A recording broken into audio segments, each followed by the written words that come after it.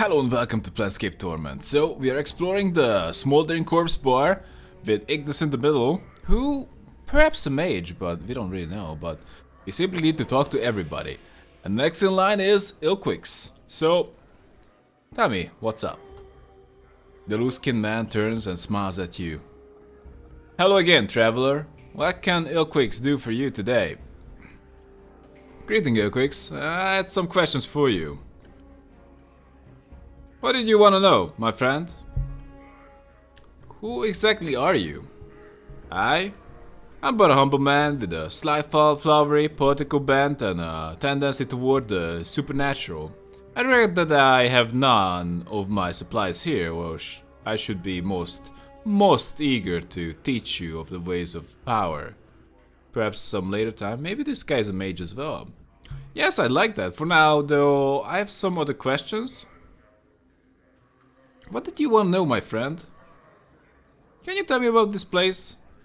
This place? The Smoldering Corpse Tavern? A fine establishment with a fine owner. Marcus is a true gentleman, and ambitious to increase his standing to boot. These, I feel, are the most useful qualities one can possess. They drive people. I had some other questions. What can you tell me of the patrons of this place? Patrons of this tavern are many and varied. I have spoken with most and find them delightful, with the exception of those creatures of law. He gestures toward the pair of Abishai sitting in the corner. They taint the air with their presence, lending an unwholesome stench to an otherwise pleasant environment. I recommend speaking to Barkus. I understand he requires some aid with a trifling matter that we have character. I'm still trying to understand him fully. It is quite an undertaking, if I say so myself. Those are the folk of interest here. There are others, well, perhaps I'm too discriminating. Why do you despise the creatures of law? Ah, a fine question, my friend. My upbringing has been on the chaotic side of the Great Ring, as you may speak to Kendrian Ailborn. Misnomer, if I ever heard one, of the plains. He fancies himself as a great planewalker. To return from my digression, I have lived my many years with chaos, and I find it pleasantly agreeable. To me, the taint of law, as in those creatures, there is reprehensible and tyrannical. If I am to be crushed underfoot, rather be it by an individual than a machine that knows nothing of emotion. I agree with that. I've not very much. Well, I guess I tend to go for the chaotic good. I tend to end up as a chaotic good or neutral good or neutral. Rarely lawful or evil. If I'm just playing myself. But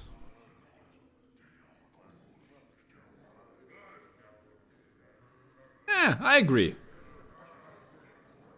Ilquix smiled toothily, his fat cheeks barely moving. To each his own, I say. Did you have more questions? Yeah, I have. What can you tell me of the actually, we are. Who's this? Who's that burning man? That? That is the least unfortunate who choose to exercise his individual will without the strength to back up his desires. His name is Ignis, and he was a pyromaniac. He burned and didn't burn the right people, and wound up channeling more raw power than he could control. Now, well, you can see what became of him. If you wish to learn more of him, perhaps that poor creature Drusilla can help you. I understand that. Okay. I'm trying to find a way to make Mokai pay for her drinks. Any suggestions? I didn't see Mokai yet, but hey. He laughs. His jaws shaking loosely, almost seemingly to fall from his face. You could always poison her, friend. A dose of that was always effective in bringing resolution to nearly any conflict. Of course, I'm joking. You know. Oh, of course you are. Yeah, okay. Nothing. Love the chat. I guess you're right. So this old guy, maybe we should go with Dakon. The man before you is old. His dry yellow skin has the scars of one who has traveled everywhere and never rested long in any one place. His pinched face is inhumanly angular and his ears sweep out from his skull, tapering to points. He wears a loose-fitting orange tunic and a strange, shimmering blade is strapped across his back. The blade looks to be a two-pronged glaive made of some metal whose surface spheres like a film of oil on a pound. That's awfully descriptive. Back on? The man turns to you, his eyes like a polished coal. He stares through you, and for a moment you wonder if he might be blind. The weapon suddenly turns a dead, flat black, mirroring the man's eyes. Hail, traveler. Okay. He says nothing for a moment, merely searches your face with his eyes. Hail, traveler. His voice is quiet and somber, like a wind whispering through the branches of a great tree. Hail! Your eyes have the weight of one who has traveled far to be in this place. The man meets your gaze, his eyes burrowing into yours. His weapon drains of its black color, resuming its shimmering you noticed before you spoke to him. Your eyes have weight. I can't really do his voice, but I felt like I needed to read the line. Your eyes have the weight of the one who has traveled far to be in this place. You could say that. The man's gaze does not waver from yours. I am known as Dakon. The emphasis he places on the word known strikes you as odd, yet familiar at the same time. You are not known to me. I do not know. Do we really want to tell everyone that we have amnesia? That just makes us look like a bloody amateur. I'm a visitor to this city. Dakon is silent for a moment, still studying you with his cold black eyes. The planes number many infinites, yet you are here. I would know why you have come to this city. You really like to emphasize, no. I'm looking for answers, that's all. I have many questions. I do. You wouldn't believe. Speak your questions. I will hear you.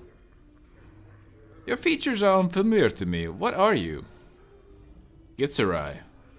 A Gitzerai? Gitzerai is one of the people. One of the people? Gitzerai. Oh, that really cleared it up. Yes, but what are the Gitzerai exactly? Dakon is silent for a moment, then speaks. Our history does not need to be known to be made known to you. We would bleed to death one time's blade before I recited a fraction of the histories of our people. Okay. I do not need to know your histories, but I would know of your people as they are now. Dakon is silent for a moment. No. This and accept it as an answer. We are the people who make our home upon the shifting plane of limbo. With a deft motion, Dakon slips the blade from his back and holds it before him. Whoa! Okay, let's just wait and see. If you attack me, you're dead. No, you don't have to play around with your sword around here, okay? Maybe there should be a no weapon policy. There we mold the matter of limbo with our minds, we forge cities with our thoughts.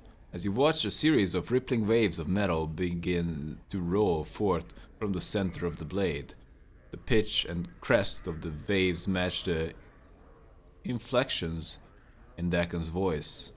In the chaos we dwell, with only are known, or we only are knowing to preserve us.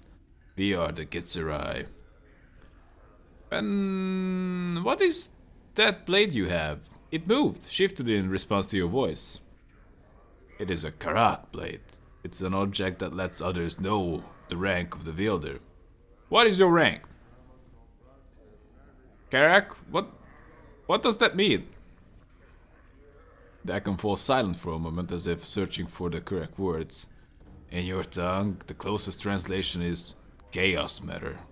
People may shape it with their mind, with their thoughts. Wow.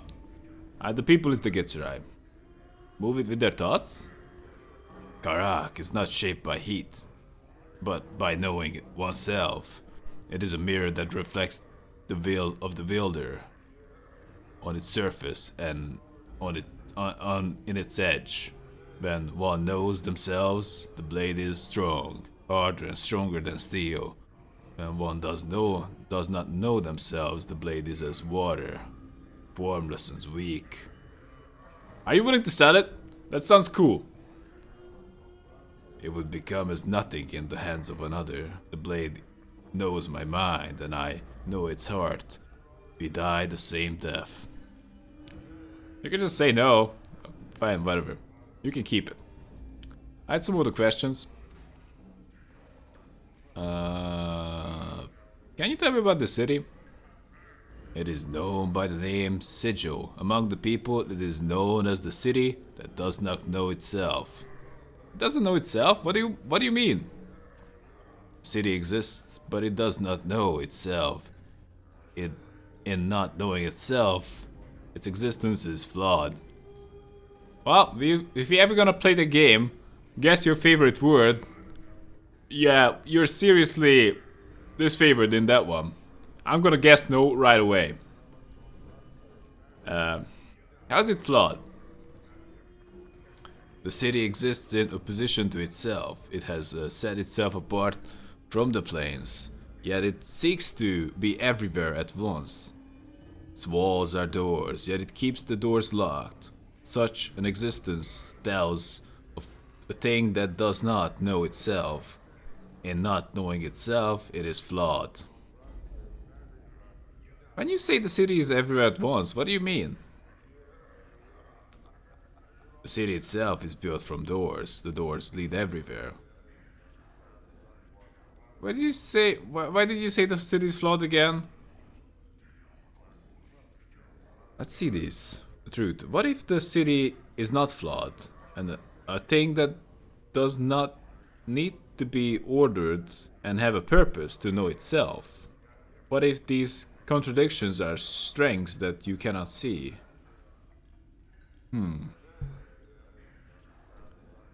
That's so confusing.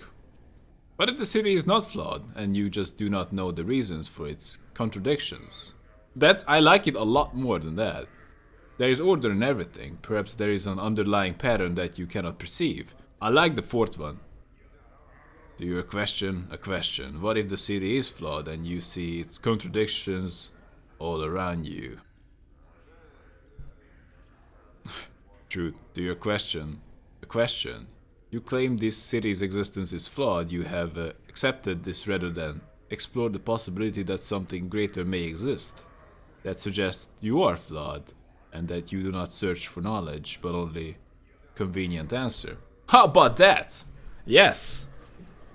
Actually, this city is super flawed. I mean, like, it kind of depends on the definition of flawed, but yeah. By some definition, by most definitions, this city is flawed. The icon falls silent. There is no knowing the answer to the questions we have asked, yet the city exists, that is all.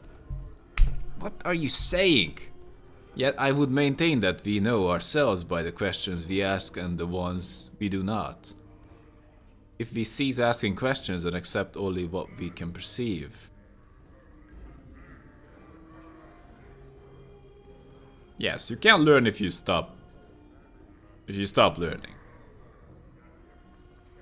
Your knowledge is very limited. Yeah, I guess. You kind of sound like a... But you can't exactly know the city. Just sitting in this bar. Then we will cease to know ourselves. Dakon's voice has changed slightly, become heavier.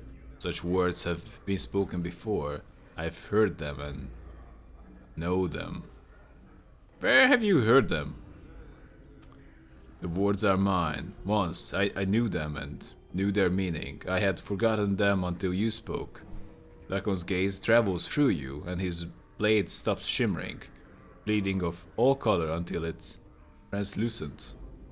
There is a moment of silence, then Dakon looks up to you. I would travel your path with you. You would? Hell yeah! Welcome aboard!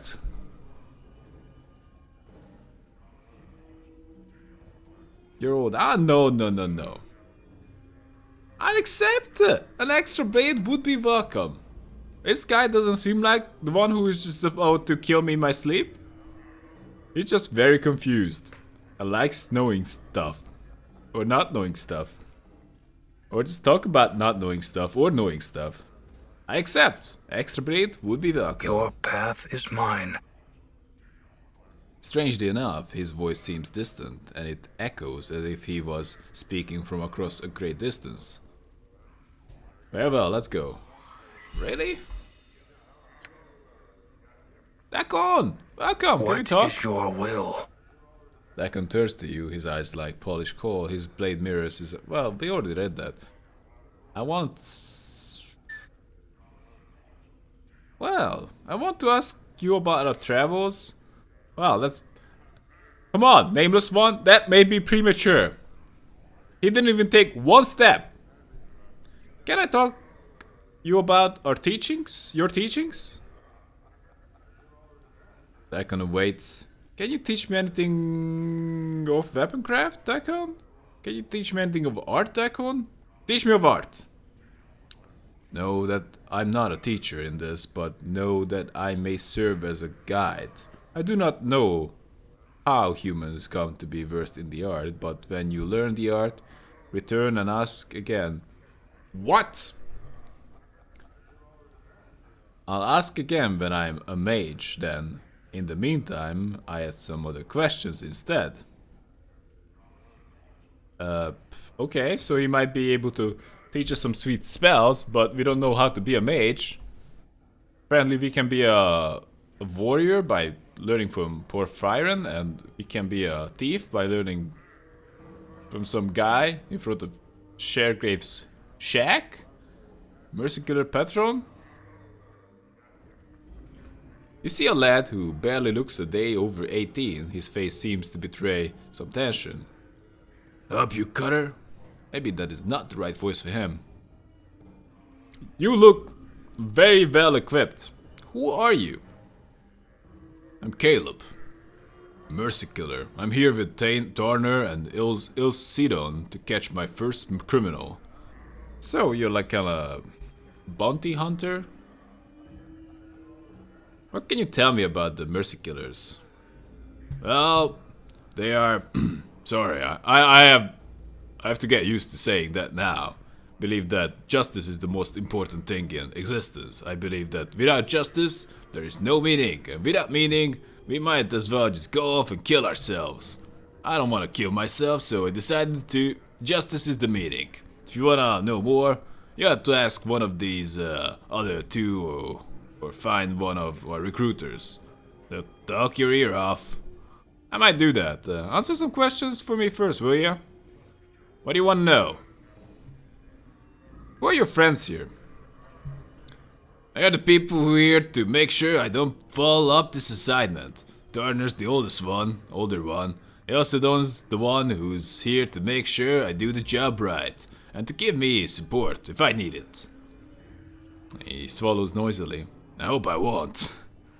You'll be fine, I'm sure. Answer a couple questions for me, will ya? What do you want to know? What are you doing right now? Well, seeing as I'm a new Mercikiller, I'm supposed to bring a criminal to justice to show I can handle the field work. I decided I wanted to catch a killer. So we asked around and got told he was around. He was going to be here. Still haven't seen him though. I'm a little nervous, to tell the truth. If you excuse me, I'm really out to get looking at the faces here again. He cranes his neck and looks around the bar. Maybe he's looking for me? Jesus. Do we have a hood? I need a hood. Okay. Hey, Mercy Killers. What the hell is going on here? An armored behemoth, this man is huge. He also seems to have a very keen eye. It misses nothing that transpires around him. It also seems that he has no interest in speaking to you. Hey! The man stares at you if you were some form of bug. He stares at you, blinking slowly. He turns his head and dismissing you without speaking a word. Hello? You hear a subterranean rumble beginning deep in the man's chest. He lightly strokes his weapon, stares at you with renewed interest. If that's the way you want it to be, farewell. If you're Done. fine, whatever. Wooden course patron. Oh. Maybe the left side had all the interesting figures. Hey! Hey guys, can you tell me how to kill one of you? These are the Black Abishais. You see a scaled fiend who looks very similar to the one standing next to him. In addition to the pierced left ears, both are black-hued and reptilian, bat fangs tucked against themselves. This one is missing a tooth on its right side. It sees Anna standing near you and rasps, hissing. Take the little fiendling vermin away. We'll talk. Till then, we say nothing. Spits again for good measure. Okay, I should have. Okay, farewell then. What? Aye? Okay. Right. Are you kidding me?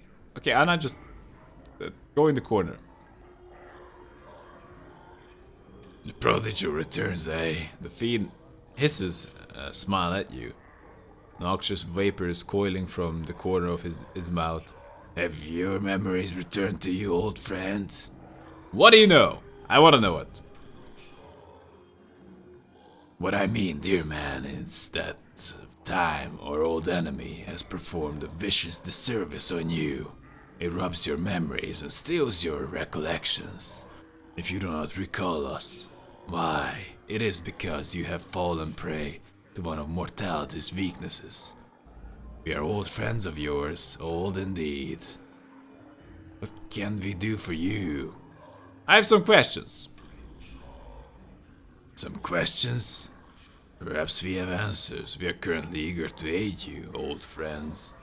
Who are you? Elgrin. Time has robbed our companion's memory. You honestly do not recall us, do you? Truly, I'm aggrieved. But as I am, Tagaran, truly aggrieved. Yeah, I rest easy. It has, after all, been many hundreds of years, and we know how the minds of mortals tend to dissipate with age. Well spoken, old friend. We are a pair of Abishai on leave from our current assignments in Baldur. I'm Tagaran, and thrice damned, so named for my ability to find the best in every situation. This is a Telgrin who has earned himself no special name, though not for lack of trying. Lack of trying? What do you mean? Algrin ignores Algrin ignores you as it responds to its companion. And once again, Tagarin, you have cut straight to the truth of the matter. Though perhaps it is best not to have earned the sort of notice one bearing the name Tri-Stand must surely have incurred. I had some other questions. Boss, I'm more sure than ever that these Burks ain't on the up and up. Sounds to me like they deserted, like they're looking for some angle that will elevate their status in Baldur.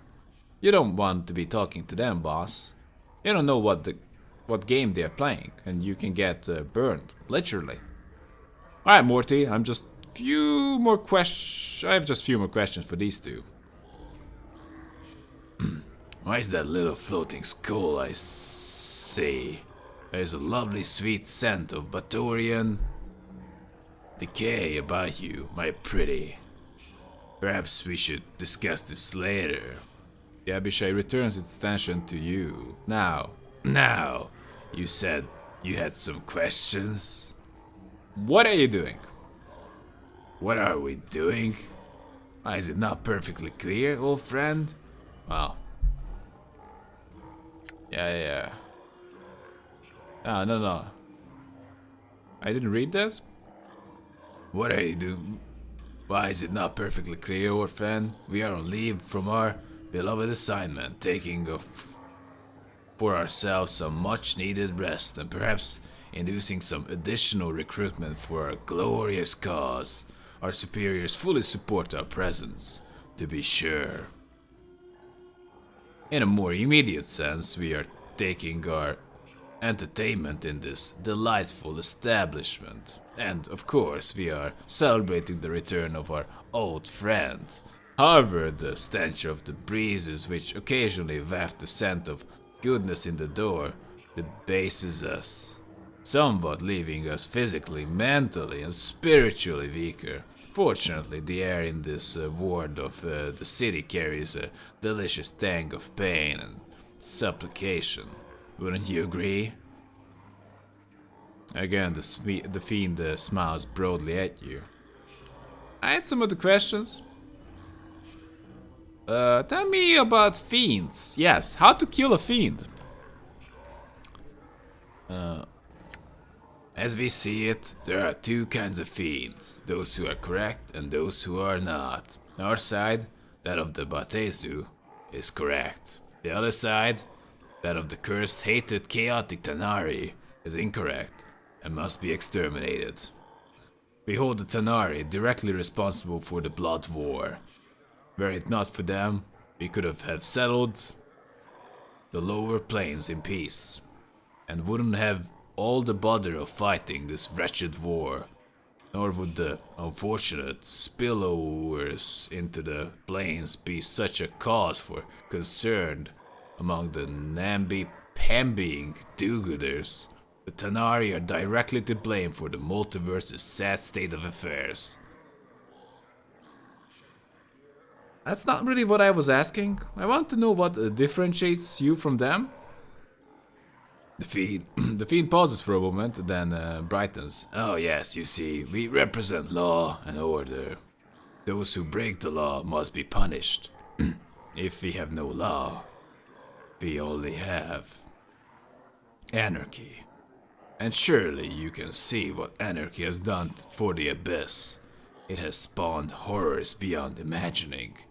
Any excesses the Batezu state may have indulged in are simply to counter the rising tide of chaos represented by the Tanari.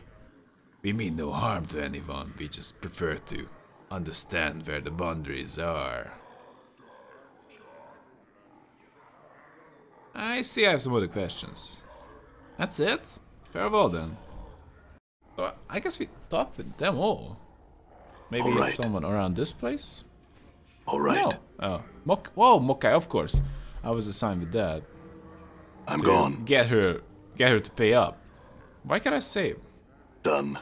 Well, whatever. Dusty? Wow, I didn't even click on her.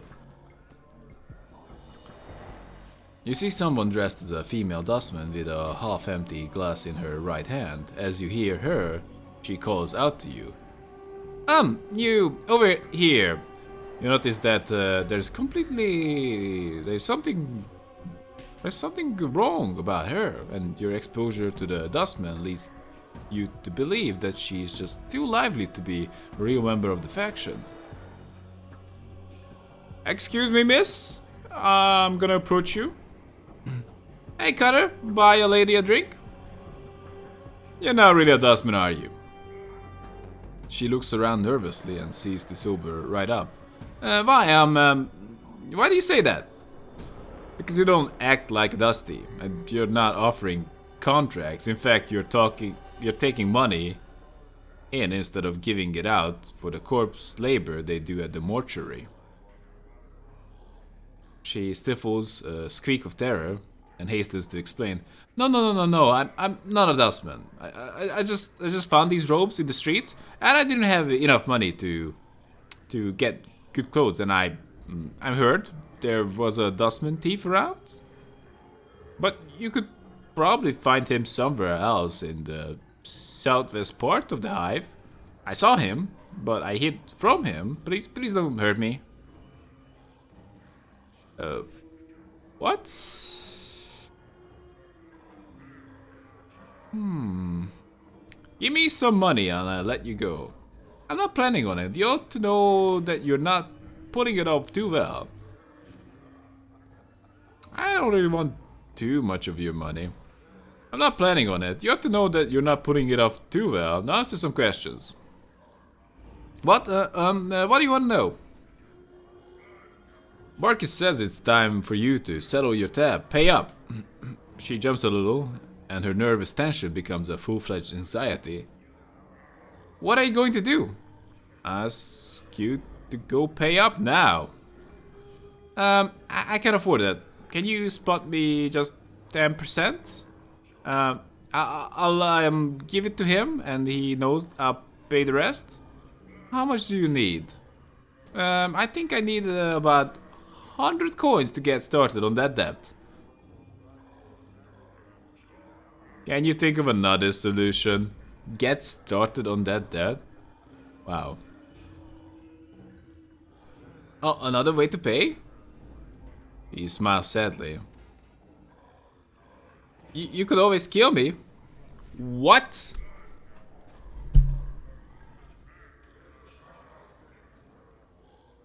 Distract her. I could, but what's that over there?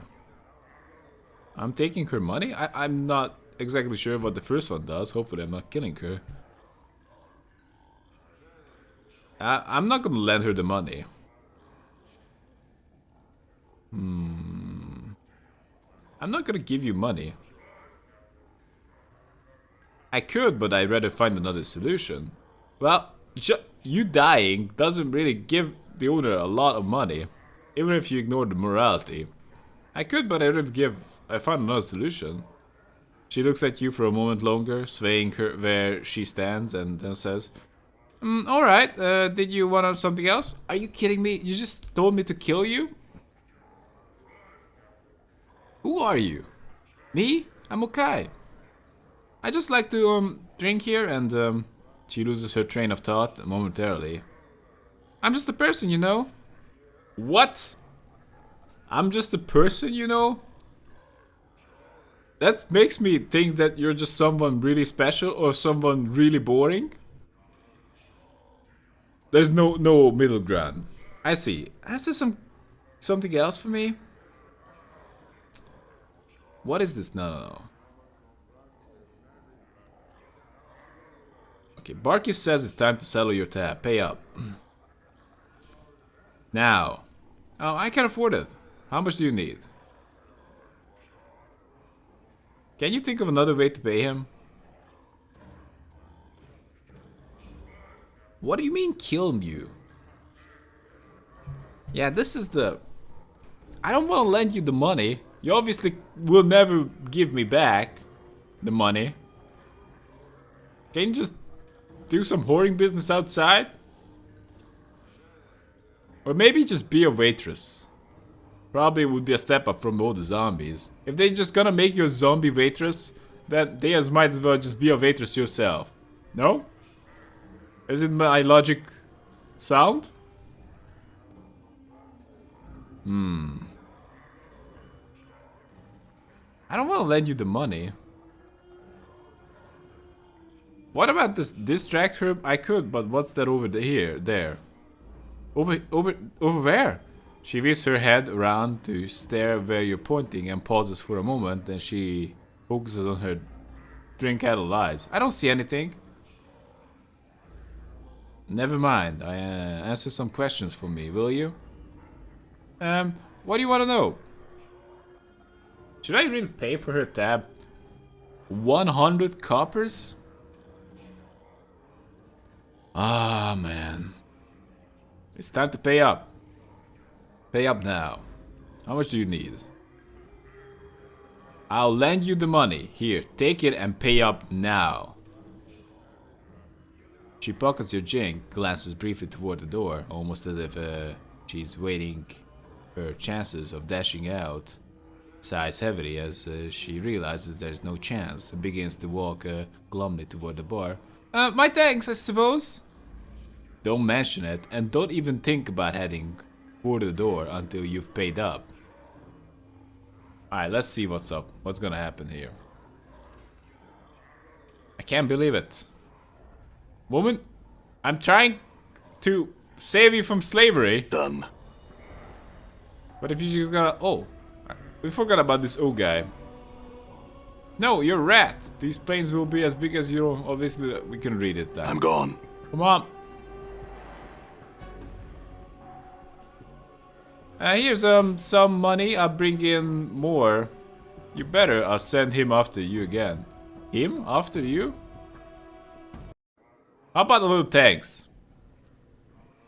I'm going. You don't have to pester me. Just making sure get moving. Alright. Barkis? Oh, yeah, me. Never mind that. You won't be having trouble with Mokai again. Damn, friend, you have full bar privileges for free. Anything you want, anytime. That must have been a pretty tab she ran up. You don't know the half of it. You want a drink now? Nah, no, I'm good. So we can actually rest here, I suppose. About this old guy. You failed to talk with him. Also Igni. Ignis in the middle. Ignus. You see a man standing stock still. He isn't moving a muscle. On closer examination, it appears that he isn't even breathing, just standing. His eye sockets are empty, holes in his face. Contained within their bounds is a flat, grey light that seems to dance with possibility. Looking into the sockets, the eerie, empty feeling of a limitless void shivers through you, as if you had gazed into a sliver of eternity. The head slowly swivels towards you. You notice that no muscles appear to move under his skin as he turns, and he speaks in a pure, bell-like tone. How do I do that? Well met, wanderer. You have forgotten again, haven't you? That's probably not too bell-like. Do you know me, stranger? As he opens his mouth, you get the feeling of eternity again. Inside his mouth, you see no tongue, no teeth. It's almost as if this man were a shell surrounding an illimitable expanse. I have spoken with you before, and always you forget. Your endless quest to discover yourself ends always in amnesia. In your amnesia, you draw close to truth and recoil. Let us hope that you have the strength to endure your existence. What do you know of me? How do you know this? I know that you, like a fly, rise up from the wreckage of your old shell, buzz about for a time, and curl up and die at the window of truth. You bumble about the plane, seeking the light without any plan to your actions, and fall exhausted when you fail. You alight on others to feed from them for a time, and move on with no regard for them. I have watched you come here and listen to your words, and watch you move away no wiser. Will you learn from your mistakes, Seeker? Probably not. I don't like your tone, wow. Who are you? I'm O. For some reason he speaks his name. It sounds like he's speaking of much more than a single letter, as if he's speaking of his name contained untold possibilities and nuances. No human tongue could ever create such a sound. What sort of name is that? It is my name. It is the name of a portion of eternity. I am a letter in the divine alphabet. Understanding me leads to understanding existence. I am writ in the true names of half everything. My being encompasses truth. I am a mathematic, organic, metaphysic. What does that mean? The divine alphabet is writ in the name of everything that exists, from the seed at the hearts of the elemental planes to the code of the great beyond. My brothers, sisters, a single word translates into the two in your mind. And I reach across all that is, was, or ever shall be. We are taught, and reality, and concept, and unimaginable. Funny thing is that brothers, sisters has to translate into the same word in my mind, because in many languages there is actually a word for that.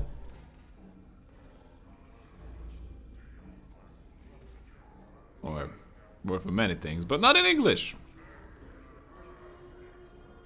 Wait, is it English? Is there a word in it in English and that I'm just not recalling at this second? Tell me about the great beyond. You would not understand. No mortal possibly could. It is beyond the powers of comprehension of all but the most powerful of powers, and once they understand, they move beyond the veil of mortal comprehension. I can explain it no more than that. Perhaps sometime you will understand. So what are you doing here? I am watching the ebb and flow of mortality. And what do you see? You mortals are like wasps. You build your lives' nests from the slimmest of branches, and when the wind shakes your home life free, you seek to sting the wind of death, instead of realizing your foolish mistakes, attempting to repair the damage you have caused them yourselves, and learning from your experience, you bring harm to any who have the misfortune to blunder near you in your time of pain and distress. My advice to you and to all mortals: stop acting like an insect and start acting like sentient. Well, you can just give this advice to all the thugs and hookers outside. Why hang around in the bar? I think about it. In the meantime, answer some questions for me. Looks like a lot of people know about me, but none of them are willing to tell about my story, and they all uppity about it. Oh, I know about you, not like you would understand, you know. Like, screw you! You know, I'm smart, you know, I kind of. Tell me of the patrons of this tavern. Tell me about yourself, actually. Amo, for some reason, when he speaks his name. I don't know, actually, pleased to meet you, farewell. So that's it? Looks like he told us about the divine alphabet and himself, and we don't need to know about the patrons. Looks like we need to just bail from here. Oh, of course. Drusilla. We left the main guy for last. Ignis. Should we start with Ignis? Done. Ignis. Main guy for last. Wow, it's amazing that we picked up a follower, by the way. In enduring, is he a mage? strong. So he's a fighter mage. He's a bit funny. But yeah, we definitely need a mage because we struggle to do any damage to those rats. Or bear dogs. In the crypts. Anyway, I believe this is a good time to take a break, so hope you guys enjoyed it. Tell me if you did, and see you around. And have a good one, guys.